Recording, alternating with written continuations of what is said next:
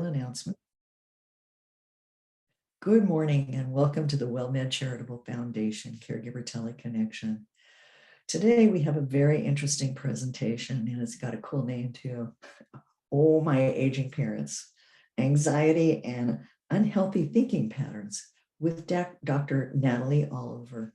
And Dr. Oliver, it's my pleasure to present you to our participants and ask you to tell a little bit about yourself and then start your presentation. Sure, thank you. I'm going to go ahead and share the screen so you can see the PowerPoint. Do you see it? Yes. Okay. And I also want to let people know that I will, like she said, providing this in PDF format so you don't have to stress about taking notes or anything like that. So here we go. I like to start out with a bit of my clinical background, just so you know who's speaking to you today. I have provided individual and group therapy for adults and also older adult groups, just with different mental health diagnoses, substance abuse. And I've worked in just different environments. You can see there, mental health hospitals, inpatient, outpatient, etc. I also like to explain a little bit of my personal background. This October will be 2 years that my parents moved in with us, my husband and I, and our dogs, which unfortunately you might hear in the background. But the reason is my dad is in about the middle stages of dementia, and my mom just couldn't take care of the house, the yard, the bills, and him anymore. And so they moved in with us. So it's definitely given me a totally different perspective from just book knowledge. So I want to start out with the definition. The World Health Organization, they define health as having complete physical, mental, and social well-being. So how they define health is not just physical, even though a lot of times society is just focusing on physical health.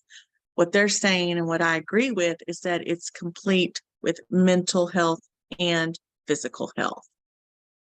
Interesting fact, did you know that globally, according to the World Health Organization, anxiety is the #1 mental health diagnosis? 1 in 13 people suffer from anxiety.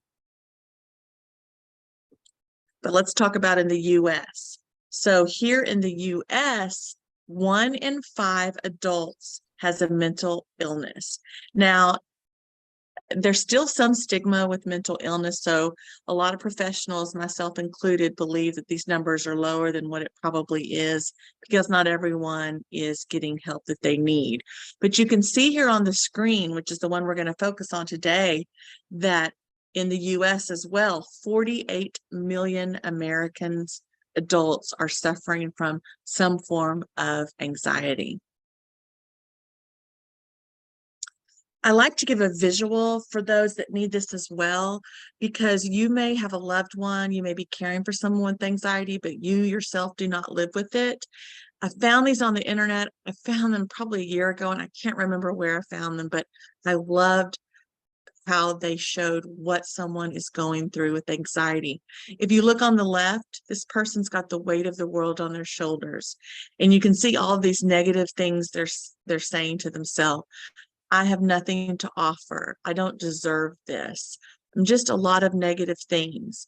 And then if you look on the right, you see someone that when someone has anxiety, a lot of times they can't shut their thoughts off, these racing thoughts. And this picture to me just speaks to that in volumes. Now, there are some symptoms to anxiety, the mental and behavioral symptoms. And those are like that picture showed, obsessive thoughts. You can't turn your brain off. Maybe some restlessness. Sometimes it might even affect your memory and your ability to focus because you're so stressed. Sometimes anxiety comes out as anger or irritability or aggressiveness. Research has shown that sometimes that's more in men than women, but it also shows it in women as well. And so also you might have these ritualistic behaviors, like because you're anxious, you might ask the same question. Now, what time does this start at? Now, remind me, we're going to start at this time because you're just anxious and you want that reassurance. And then here's some physical symptoms: trembling, hot flashes, shortness of breath. You can see on their tense muscles. A lot of times our stress builds up. I know mine builds up in my shoulder and neck. And I just want to touch on some of the top anxiety disorders that are out there. So we have what's called general anxiety disorder. This affects about 6.8 million American adults. And this is where you just feel this constant state of worry, fear, and dread. You may startle easily. Sometimes you know you're worrying too much, but you just can't control it. And sometimes it can even cause physical pain, headaches, muscle aches, stomach aches. You might have some gastrointestinal because of anxiety as well. And so you can see how common this is. And again, for no obvious reason, just this sense of doom and stress. Another common one is what we call social anxiety disorder. And this is where, and it's normal to have some nervousness when you get in front of people if you're going to present or do something like that. I'm not talking about that. We're talking about when it is debilitating, when it is you feel like you're getting scrutinized, evaluated, or judged by others. This fear that you're going to be negatively judged or humiliated in front of others, and that you can worry about things weeks before they happen. Sometimes when you have social anxiety disorder, you just avoid places altogether because it's too overwhelming. And so that is, you can see 15 million Americans are suffering with social anxiety disorder. And again, a lot of times people with anxiety know that some of this stuff is irrational, but they feel they can't control it. And then I just wanted to show you the numbers here. Things you might have heard of are panic disorder. We have about 6 million American adults suffering with that. And then you can see panic disorder. And then I already talked about generalized anxiety and social anxiety disorder. You can see the numbers here. Generalized anxiety, we said about 6.8, social anxiety, 15 million. And what you can see is social anxiety disorder is equally common among men and women versus special phobias or panic disorder or generalized anxiety disorder is twice as likely in women. But what we're focusing on today are these cognitive distortions. And so what are those? Those are those irrational thinking patterns. So cognitive is we're talking about our thoughts and our brain. And so it's when we have these exaggerated patterns of thoughts that are not based on facts. So it automatically makes you start to view things more negatively. So, and the thing to remember with our brain is that our thoughts impact how we feel, which in turn impacts how we behave. So that's why it's important that we address these faulty assumptions and these cognitive distortions or negative thinking patterns. Because as you can see here, what it says at the bottom, if you're engaged in these too frequently, it can affect your mental health. So we're going to go through some scenarios, and you can see if any of these sound familiar to you. There are many cognitive distortions or negative thinking patterns. I'm just going to touch on some of the top ones today. So here's a scenario. Your loved one compliments your love and dedication to visiting them several times. Then they make one improvement suggestion. You leave that visit feeling miserable and you dwell on that one suggestion all evening long. So this is called filtering. Mental filtering is when someone has said so many positive things to you, but maybe one thing that you could correct or negative, and all you can do is focus on that one negative. And so that is a cognitive distortion. We're not thinking of things rationally and in a good perspective. Many of these we're guilty of. I've been guilty of some of these as well. Here's another one. So if your loved one's at a facility, a favorite staff member was a saint until she had to tell you no for one of your requests. Now you cannot stand her. That's what we call all or nothing or black and white thinking. It's where you can't see gray. And we know in life there's lots of gray. And so if you think like this, and you can do this not just in caregiving, I'm guilty of this in dieting. So if I mess up on my diet, I kind of think, oh, forget it. I might as well give up just because of this one instance. And so what happens is we set these unrealistic standards on others and on ourselves, which leaves us disappointed and feeling like a failure most of the time. And so it's just that polarized thinking, that all or nothing. Another scenario, you speak up at a family care plan meeting and your suggestions are not included in the final decision. You leave the care plan meeting thinking, I never say the right thing. This is called overgeneralization.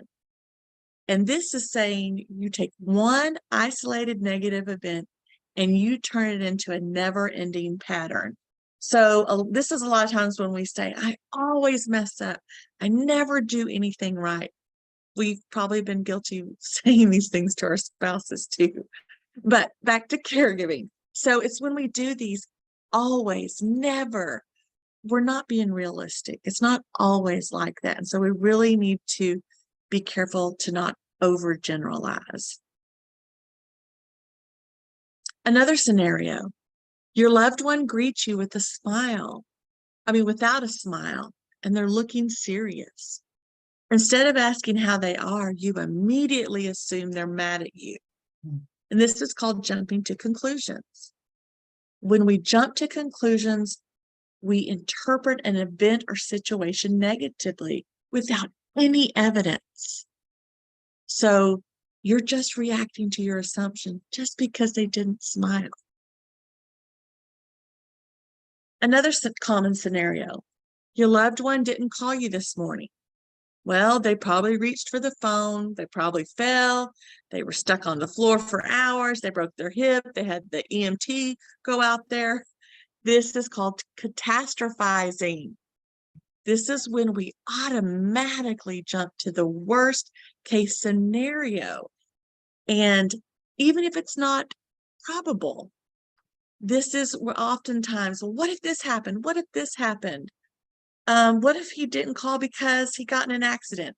What if she hasn't arrived because she really didn't want to spend time with me?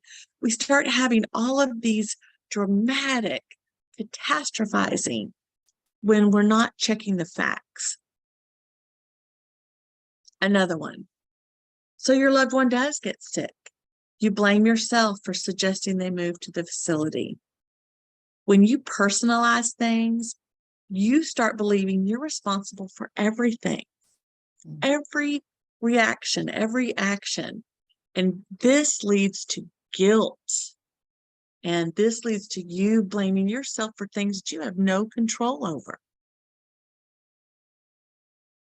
Another one, you get irritated with your loved one and then tell yourself you should never feel that way. I don't know if any of you are, but I'm guilty of the shoulds. This is where you make these rules up in your mind, that this set of circumstances and these set of rules that we set ourselves up to or to others that no one can reach. And we have no exceptions. I should always go see my loved one at the facility every day, no matter what. So what this does is that if you don't have any exceptions in life and you live by these shoulds, you will end up feeling guilty, disappointed, let down, and frustrated. Another one, you firmly believe something bad will happen today because you woke up feeling anxious. And this is when we're living by our feelings and we're having what's called emotional reasoning. And so this emotional reasoning leads you to believe the way you feel is actually reality. I feel this way, so it must be true. But that is not necessarily true. Just because we feel a certain way does not mean that it is factual. You bring your loved one to a new item of clothing and they do not say thank you. You just know they hate this article of clothing. This is called mind reading. This is when we assume that we know what others are thinking. And I know we've all been guilty of this. And so with this cognitive distortion or this cognitive delusion, you may assume that others are thinking negative thoughts about you. So again, we have to look at the evidence and not just assume that we can read other people's minds. This next one, to me, the few times I've done marriage counseling, this has been at the core. This is called fallacy of change. You want your loved one to smile big and hug you when you come to see them, despite knowing they've never been affectionate or shown much emotion. So every time you arrive, you let them know how upset you are with them for not smiling and hugging you.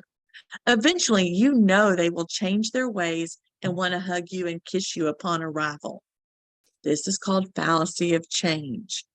This is where we're expecting other people to change their ways to suit our needs, especially if we put enough pressure on them. So those are just some of the top ones. Some of those may sound familiar to some of you. And it's not to say we don't experience some of those, but it's when they are taking over our lives and are our usual pattern of thinking. So how can we change some of these cognitive distortions?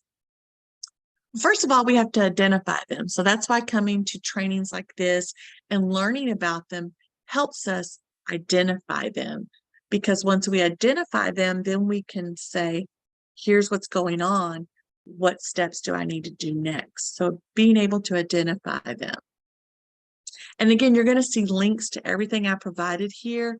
So you will see a list of other cognitive distortions as well. Once we've identified, we need to start reframing. And in therapy, a lot of times you'll hear the word reframing. And the best way to think of that is when you look at the glass, do you see it half empty or half full? So we're wanting to look for these shades of gray. We're wanting to see, are there alternative explanations? What objective evidence do we have to these thoughts that we're having, this mind reading, these shoulds, all those things that we do? And so we want to be able to reframe it. So we want to identify it, and then we want to look for objective evidence for what we're thinking. Then we want to do what's kind of a pros or cons list or a cost-benefit analysis. But something to think about, and you can delve into this deeper if you do go to therapy, but what we know is we repeat behaviors that give us some kind of benefit. And so we really need to look at and analyze what thought patterns are we using? What if they provided for us in the past? Maybe what we do and how we say things and what we think, it's given us a sense of control or a false sense of control, so that we don't feel powerless. Maybe some of those thought patterns have made it to where we avoid taking responsibility. Maybe some of these thought patterns help us avoid taking risks. So really just looking at what are these cognitive distortions and how are they benefiting us, and kind of weighing the pros and cons of them. Because then that can help you see, what do I want to change and what can motivate me to change? CBT, cognitive behavioral therapy. It is one of the top types of therapy are out there. And what it does is when you meet with a therapist, or if you read about it online and see worksheets about it, what we're doing is we're looking at what's going on in our mind, how is it affecting our actions, and what can we do to intervene and change that, those cognitive distortions, that abnormal thinking. And so what you do is you work on specific goals. Other things you can do is you can replace those absolutes. Again, we talked about those always, those shoulds. We need to replace those and catch ourselves. And I catch myself still to this day. I should do this, I should do that. And so I catch myself and say, wait, Why am I saying I should do this? We need to label the behaviors and not label ourselves. So if I don't go, or for me, my dad likes to play Uno. So if I don't play with him one night, instead of me having those automatic thoughts of, I'm lazy, I'm a bad daughter, I should do this, I can say, you know what? I'm just tired today. And my one action does not define who I am or how I am as a daughter. We want to search for positive aspects. Again, we want to find the silver lining in things. For instance, yes, my dad has dementia. Yes, my parents had to move in because my mom needed help. But a silver lining can be, I get to spend so much more time with them and bond with them, and I get to help my mom so she's not struggling with this on her own. And then we need to look at evidence to back up our negative thoughts. Again, what is the evidence? Why am I automatically thinking this? And is it actually true? Now, you'll hear this with dealing with depression, anxiety, stress, but I encourage you to journal, write down your thoughts and feelings. But don't do rules saying I should journal every day. But don't make so much rules. But when we journal, there's something powerful that takes it from our heart and our mind and putting it on paper. It helps us reduce that intensity of those emotions that we might be feeling. And it actually can help us relieve stress and help us feel calmer. And sometimes when we look at things on paper, what we've written, we can see a different perspective. And if you're worried about others reading it, because I did work in a jail back in the day, I would tell clients, just tear it up and throw it away. But there is something therapeutic about writing it down. Additional benefits of journaling for caregivers. Sometimes you might, if you write things down, you might be able to connect the dots and problem solve. You're seeing things and you're putting it on paper, and it just can help you solve certain problems.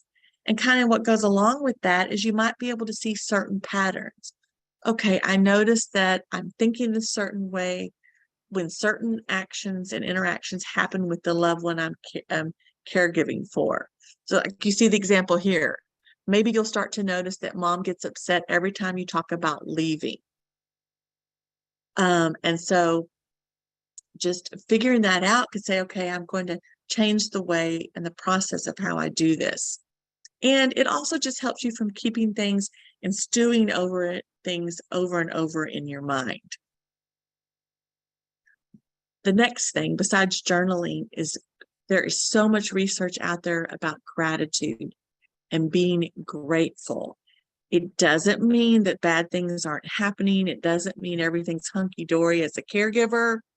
But what it does mean, it helps us put things in perspective of seeing that things are not 100% terrible all the time. And so what we're doing is if we start each day or we end each day with listing things we're grateful for, we're retraining our brain to think positive back to that glass half full versus half empty. So I've provided some resources here. You can get a free online calendar creator. You can actually get free gratitude calendar templates. And then I've put a couple articles here for you. 5 quick and simple ways to reduce caregiver stress through gratitude. And then there's some journal prompts here. So if you click on that, some sentences starting of I'm grateful for this because something good that's happened today. And so that can really help reframe your mind from those cognitive distortions. This one is crucial. Sometimes you'll hear it called automatic thoughts. We have them. I have them. We all have them. We wake up and we have these automatic thoughts that come in. And so we really need to reframe our brain and train our brain. And that can be done by having positive self-talk. And this is one way to help reduce anxiety. Because we all have those voices in our head. And so we need to let go of those negative ones. And so what I've always told clients in the past is treat yourself how you would treat your friends. You would never treat your friends as tough as you're treating yourself, or generally. I didn't. I'm a lot harder on myself than I am on family or friends. And so a lot of times I have to, when I get down on myself, is say, wait a minute, Natalie, you would never, ever talk to a client this way, the way that you're talking to yourself. So I put a worksheet here. This is from Positive Psychology, and they have a bunch of free worksheets out there.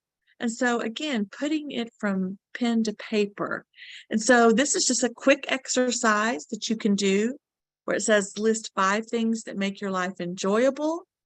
Then you go to step 2, describe the most recent time something didn't go your way. And then step 3, find the silver linings. Spend some time reflecting on the silver linings from the situation. And this can take some time. This is another wonderful activity, is when I talked earlier about those positive affirmations, those positive thoughts to wake up every day with gratitude. Another thing you can do is list your strengths. You probably forget how many positive strengths you have. And so one exercise you can do is list your strengths. You can describe how you use your strengths in everyday life.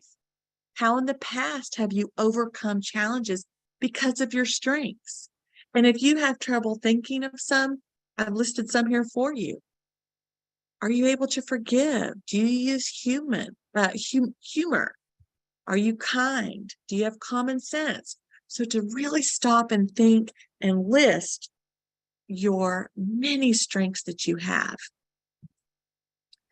This has a lot of stuff on it. We may not get to all of it today, but you might have heard of FOMO, fear of missing out. Well, this is called FODO, fear of disappointing others. I am a recovered people pleaser, and it took a lot of work, but I did. I'm 49. I worked on it in, I think it was my late 20s or early 30s. And what happens if we don't work on this fear of disappointing others, it's going to lead to chronic stress. You're going to have trouble setting boundaries with others because you can't say no, or you're unwilling to say no. So what you can do if you do go to therapy, or if you just journal and work on this, is what's the root cause? Why am I having this fear of disappointing others? And we need to face it. And we have to be willing to do something about it. And so you can look at, what has it cost you? What does it cost you, this fear of disappointing others? Well, it takes a lot of your emotional energy. And we call that emotional opportunity cost. You're taking all this energy on this when you need to be dividing it out so that you can use it in other areas. And so a lot of times we need to practice self-compassion and self-love. And this one's huge. We know this intellectually, but in our hearts sometimes we feel like the person we're caring for, that we're responsible for their emotions. But you need to remember, you are not responsible for other people's emotions and actions. You cannot control everything. I cannot control everything. And so as long as we're not acting immoral or cruel, then we need to realize we are going to disappoint others, and that you are responsible for your actions. And you also are responsible for your emotions and how you handle those and react to others. And then we're back to that reframing. We need to reframe our minds. And so we have to learn that it's okay to tolerate living with fear. For some reason, we think we shouldn't have fear or anxiety, or we think we should never feel uncomfortable. But if we learn to tolerate and live with kind of that uncomfortable feeling, yes, I may disappoint someone, but I'm setting boundaries. I'm taking care of my mental health. And just because something feels bad doesn't necessarily mean that it is. I know you hear about this in many trainings, but that's because it's so important. Self-care. So how can you protect your mental health and decrease your anxious feelings? There are some things you can do. Self-care, sleep. We know sleep affects every area of our life, including our mental health. So we've got to do whatever it takes to get that sleep. We also know exercise helps our stress.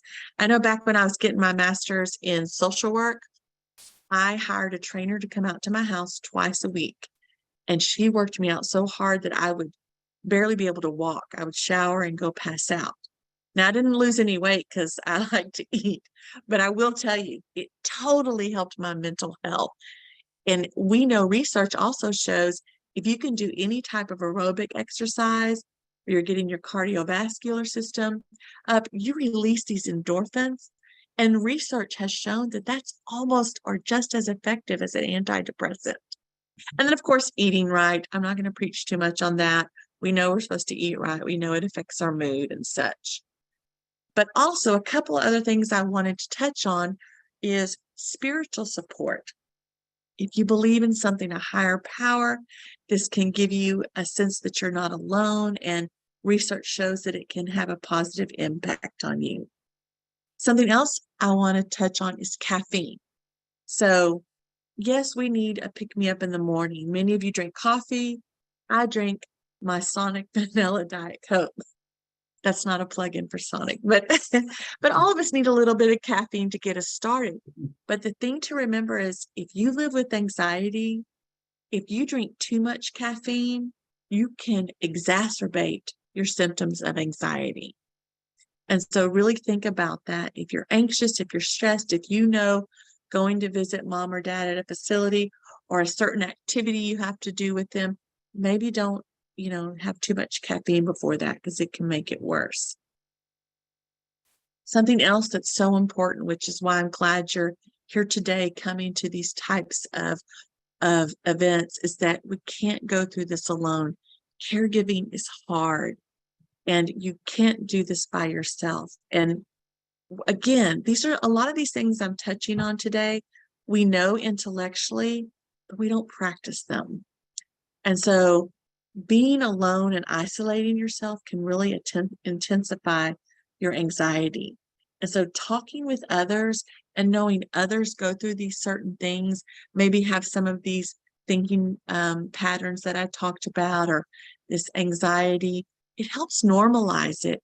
And there's something about knowing, hey, I'm not going through this alone. So there's support groups, there's educational opportunities like this today. You can talk to your friends, you can go to a trained counselor, or just touch other trusted leaders, religious leaders in your community as well. Research has showed us that good mental health is vital at every stage of life. It doesn't stop because you become a caregiver. You cannot put your loved one's needs in front of your own and sustain that. And then, like we talked about earlier, good mental health and good physical health are connected. Research shows it. So we've got to take care of our mental health just like we do our physical health. And then we know taking care of our mental health increases our feelings of being calm, happy, and having a more fulfilling life. So I've provided some links here that you can click on and download and read about, share with your family, learn about, again, if you know someone that has anxiety, like the loved one that you're caring for may have anxiety. And if you think about it, if they have dementia or just other chronic diseases, it's natural that they may be anxious for what they're going through. So maybe just reading about some of these can help you have more empathy and just a good basic knowledge about them. So you can click on those, print those. This I've shown in, I think, the last few presentations, because I want to share. If you see the resource down here at the bottom, it's called dailycaring.com. Wonderful resources for you. And they provided these 5 free mobile apps for caregivers. So you can see here, there's one called Breathe, 2, the number 2, Relax, Happify, SAM, it's self-help for anxiety management, Companion, and there's one Depression CBT self-help guide. So maybe try one of these so that you can catch your cognitive distortions, acknowledge them, reframe them. Why are you going through these? And then hopefully change them. This right here is something that I found, and we all know there's lots of support groups out there, but these have specific ones. So if you look at number 7, it says working daughter. And so this group is a group you join and you can share frustrations and just what it's like to be working and being a caregiver. If you look at number 9, it says parenting aging parents. So if you're actually taking care of a parent, this is a specific support group for you as well. And then if you look at 14, it says sandwich generation. So if you've got young ones you're taking care of and you're taking care of older ones, here's someone that has things going in common with you as well. And then you see memory care as well, if you're taking care of a loved one with dementia. So in summary, we have talked about your health includes your physical and mental health. Anxiety is the #1 mental health diagnosis in the USA and in the world. There are different types of anxiety we talked about. There are symptoms, there are physical, and then there are behavioral symptoms. And then we touched on some of the most common distorted cognitions or thinking errors. And then we talked about how we can change those thinking errors, different coping strategies with journaling, the gratitude, the taking care of yourself.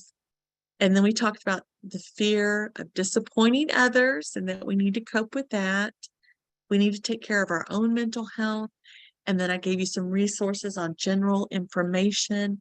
And then if it's to a point where it's affecting your daily life, you may just need to get some counseling for a brief amount of time so that you can have someone help you change those thinking errors. And you know what I've told, because a lot of times I did therapy for caregivers, is the benefit of having someone who's not your family or your friend. I'm going to be objective as possible, and I have nothing to benefit but to tell you the truth. And so that's a benefit of going to a therapist as well.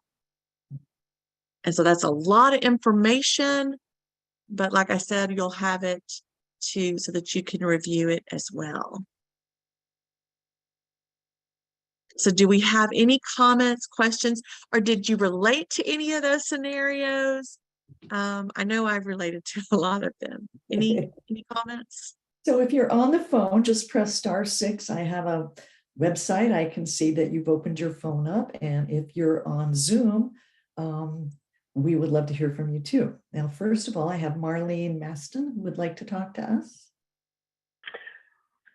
Well, I don't know if I want to.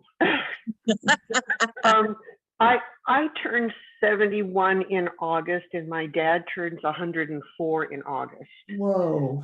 I've been doing this for 8.5 years. I've been lucky enough not to be living with him because he and Mom penny pinched for many decades. He actually is in a facility with 24/7 caregivers. But it is so,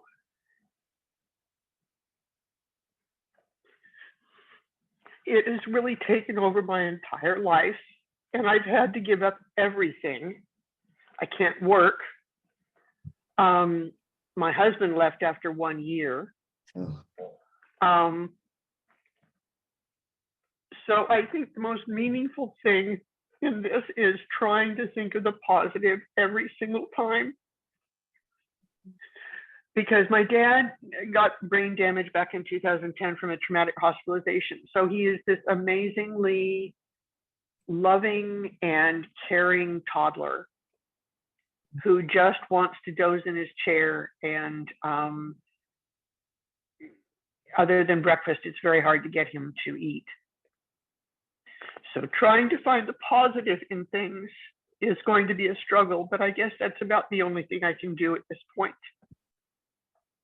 Well, thank you for sharing that, Marlene. And let me tell you, I am so honored that you shared that, and I'm glad you're here today. And the things that came to me are knowing you're not alone. I hope that helps. And I hope, like even someone who has been working with dementia, it's been my passion since like 2001.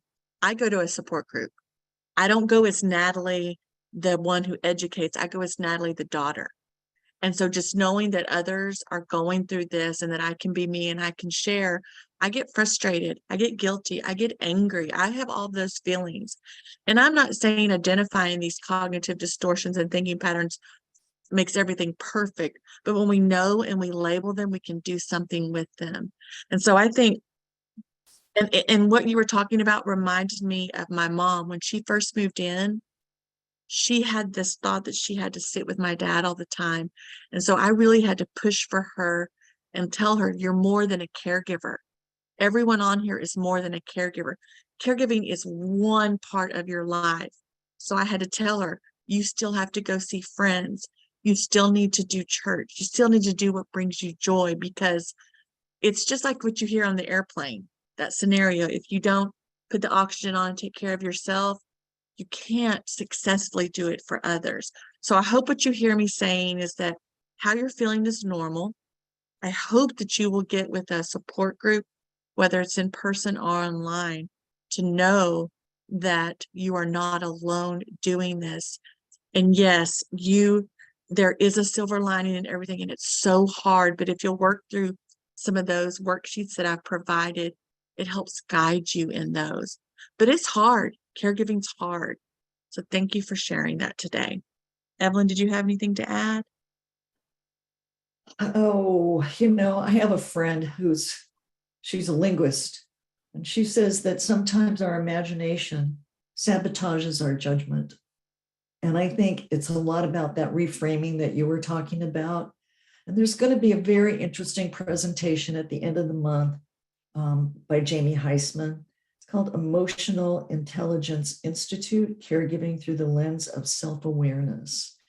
And the whole reframing issue, he talks about reparenting ourselves, because so many of these habits that we have about, overgeneralizing and, shoulds, it came from when we were tiny, but, little kids, so I'll recommend that'll be on Thursday, June 22nd at 1 o'clock Central Time. I would recommend folks follow this one up with that one, because I think it just really will complement it in a very special way.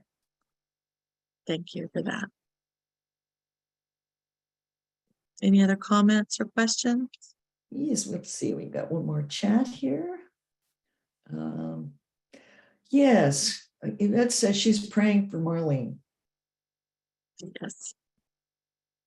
It is, caregiving is tough. It is, like I said, you can have all this book knowledge and I've helped others. And then when my parents moved in, man, it was a rough adjustment in the beginning. Although my passion is serving those with dementia, living with someone with it was an awakening. And so it's a tough thing. And so, but I remind myself that I'm doing the best I can, and that this is hard for everyone. And that, again, labeling the behaviors and the thoughts and not labeling and judging myself. And so, but it's something I work at. And, doing these types of presentations helps me, and it helps reiterate what the research and the literature says. And so I don't know how any of you feel about therapy, but therapy is a great thing. And therapy doesn't mean you have to do it forever. But I can't imagine something that wouldn't need therapy as much as caregiving. And so, again, just having that objective person to help you walk through this. And then the support groups and then the peers, others walking alongside you, they're going through the same thing, and just knowing you're not alone. Carla, you had your hand up. Hi, yes, thank you. I can definitely relate to what you were saying earlier about the personalization, the shoulds, and the fallacy of change, because I'm an only child taking care of my mom. We lost my dad in 2020 to a heart attack, and then I was let go at work due to the pandemic, and then mom had her bad fall in January of 2022. So it's easy for me to feel responsible because there's no one else in terms of children or husband or ex or close family in this, because so many of them are older. And so most of my friends and close relations have so much on their own plate or their own health issues. And then just the day to day, I think, is difficult in terms of the shoulds, right? Because they pile up. They And do. you get that sense of, well, I should have taken care of that already, or I should do this a little bit every day, like the clutter, right? But then it's like those plates that spin, or like a stool with 3 legs. I feel like, well, if I attend to my self-care, my business, Mhm. then something else falls apart. Or my work, I'm trying to work, and then mom's self-care, it's just how that goes. So yeah. And mom It isn't is, yeah. it is a lot. It is. And what I would say to that is, that's why we have businesses out there. We have facilities. We have there, and I hate this term, but adult daycare. We have different home health where you can provide people to come in. And so and I always share that with families because it's a 24-hour job and none of us can do it 24/7. And so like if you call 211, I know in Texas, if you call 211 anywhere in the state, you can find out resources for aging. You can find out, are there any respite services that provided on a sliding scale or even free? And so, but that's through Area Agency on Aging. So if you Google Area Agency on Aging, find your local one, you can say, hey, do y'all have someone that can come into the home and sit with mom while this, or can y'all come build a ramp or something like that? And so really I would encourage all of you to reach out to your Area Agency on Aging, but also use those different my dad lives with us. My mom is his primary, I'm his secondary, but I work a full-time, a couple of part-times, but we also pay some people to come in to be with him because we know you cannot do this 24/7. And so I encourage you to all use your resources out there. Thank you for that. We also have Yvette that would like to talk to us. Hello from down here in Mobile, Alabama. Thank you so Hello. very much for this opportunity. I guess I've been a caregiver most of my life. My mother lost her sight to glaucoma when I was 7 and my sister was 12. So we grew up having to make sure, keeping the house together and not leaving our toys around and helping learn to cook because mom would knock it over or trip over. So, people always compliment you have such a nice clean home. Well, it was part of life because it was the nature of our lives. And that has definitely carried over into the whole idea of caregiving because I'm always cleaning up after, washing them up, changing them, whatever. I mean, if anything else, they're going to be clean. I mean, it is what it is. And so I'm very proud of the fact that, we've never had any issues in terms of added problems, bed sores, this and that kind of thing, because I'm kind of OCD on that tip.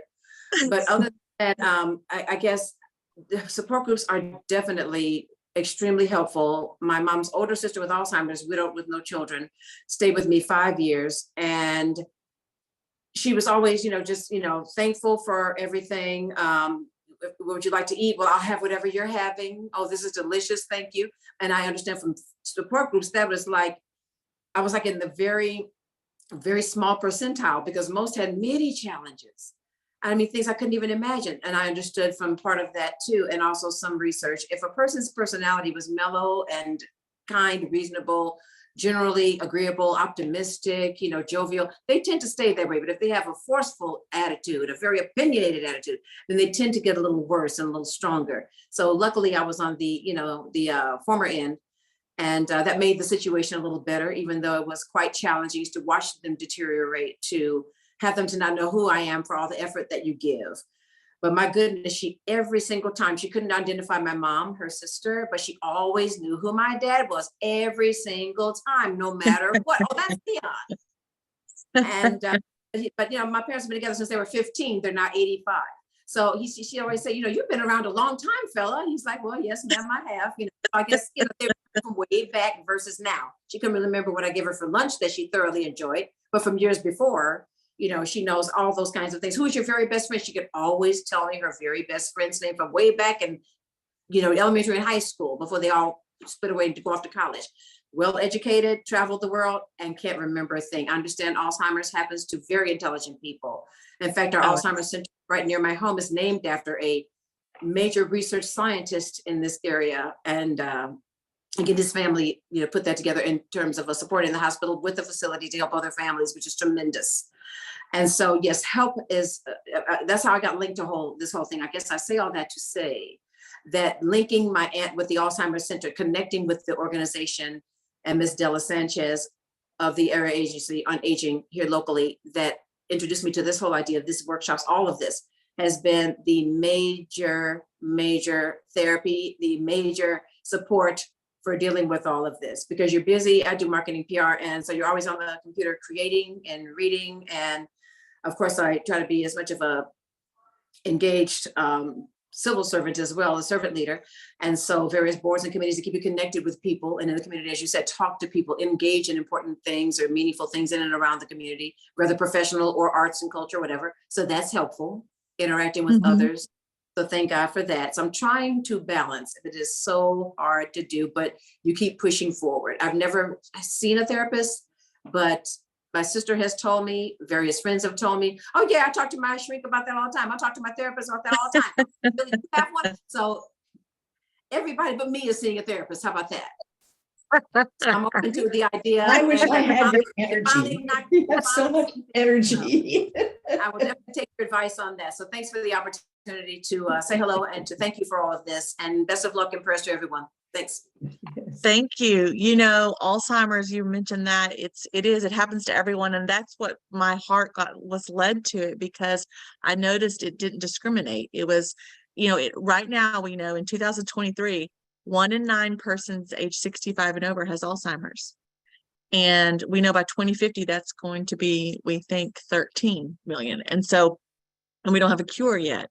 And so there's just something about, yes, understanding the disease, we need to understand that, but there's just something about your peers and someone that's been through it that gives you that comfort to know that you're not alone, because it's amazing how many people feel alone as a caregiver, even though we have so many caregivers out here in the world.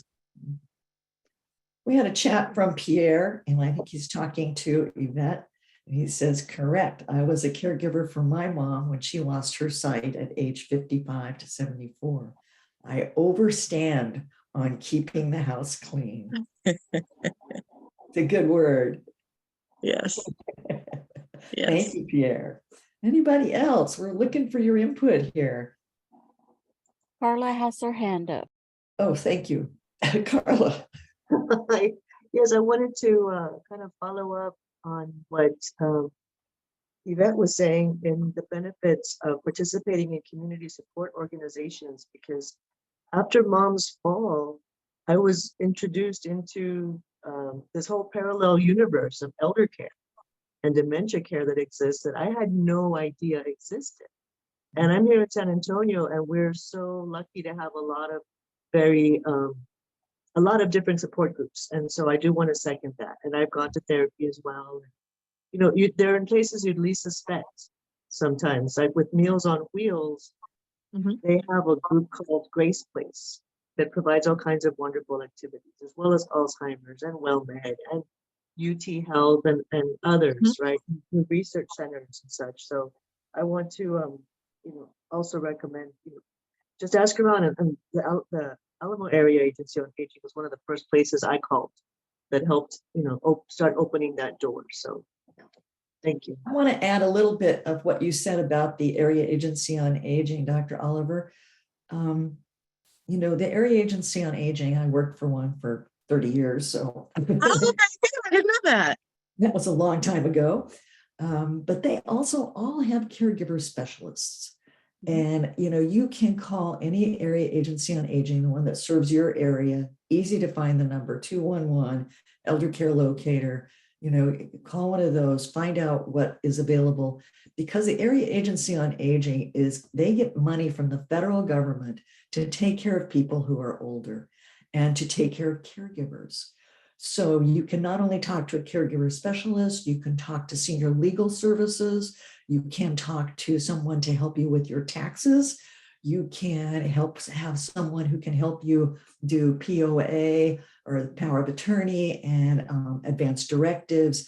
I mean, it's a real resource for caregivers who, especially new caregivers who haven't been tuned into, what's going on in the community. So I really Yeah. encourage. It is. They contracted with me, the Area Agency on Aging, where they had money from the federal government and they paid me so that caregivers did not have to pay anything. You didn't have to go through your insurance, and they paid me to provide services. And so that's something else you can check with your local one is, do they have a therapist where you don't have to pay anything and that can help you? And so, yes, I love the Area Agency on Aging, and I just feel like not everyone knows about it, and we have to I'm glad we're talking about it today because, That's the Auto just like Club, right? The AAA, the Auto Club. yeah.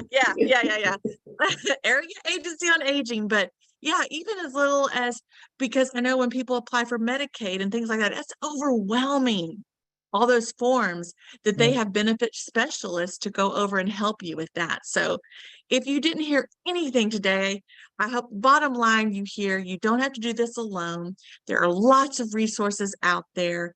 Sometimes we need outside help to get us through this, besides friends and family, and that we have to take care of ourselves. I'm going to read this one chat and then I have a little housekeeping to do. One last chat. Do not wait to seek out help. This is from Carolyn. Until you are at your wit's end. That's a really good way to end. It will be more difficult to get help if you do D/T staffing.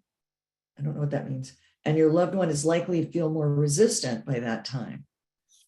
Well, let's see. We know what that DT means.